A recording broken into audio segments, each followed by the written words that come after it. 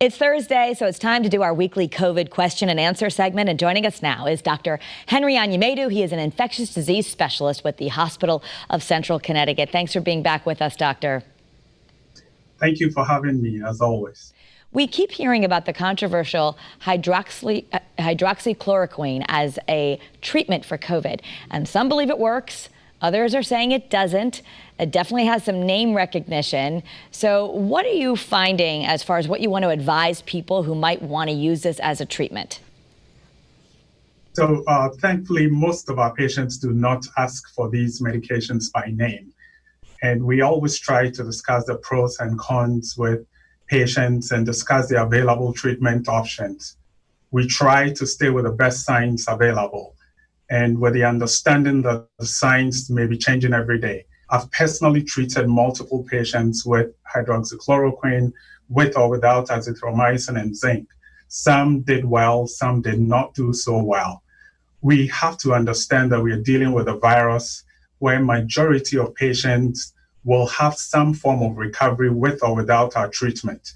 And that is why we need a randomized controlled trial to determine whether our treatments truly work or not. Thankfully, we have some randomized control trials on hydroxychloroquine. The FDA revoked the emergency use authorization for hydroxychloroquine based on several studies around the world and in the US. They concluded that the benefit of hydroxychloroquine no longer outweigh the risk. Okay. And the totality of scientific evidence currently available to us indicates that there is a lack of benefit. I will encourage my colleagues to publish the data that they have out there so that we can have peer-reviewed journals with more data, and we can collectively have a lot of knowledge about this virus. Okay, some good information there. Now, is there anything notably different about the patients that you saw with COVID when it first arrived in Connecticut and the patients you see now? The only difference that I see is that most of the patients are seeking care early, and therefore they are less sick when they come in.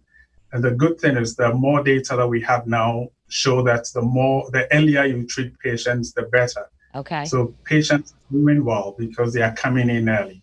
So what kinds of symptoms would lead you to say to people, get tested right away for COVID? You know, generally the symptoms of COVID-19 have been very variable, and it includes fever, cough, and shortness of breath.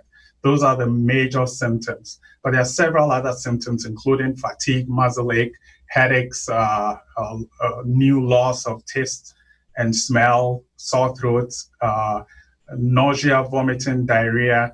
In the middle of a pandemic, I would say that with any of these symptoms, it should make you consider getting a test. But we should keep in mind that there are people who will be completely asymptomatic and still be positive. Right. Dr. Henry Anyimadu, thank you so much. And I know you'll be joining us in the next half hour to tackle some more COVID questions, including one about patients dealing with hair loss after being diagnosed.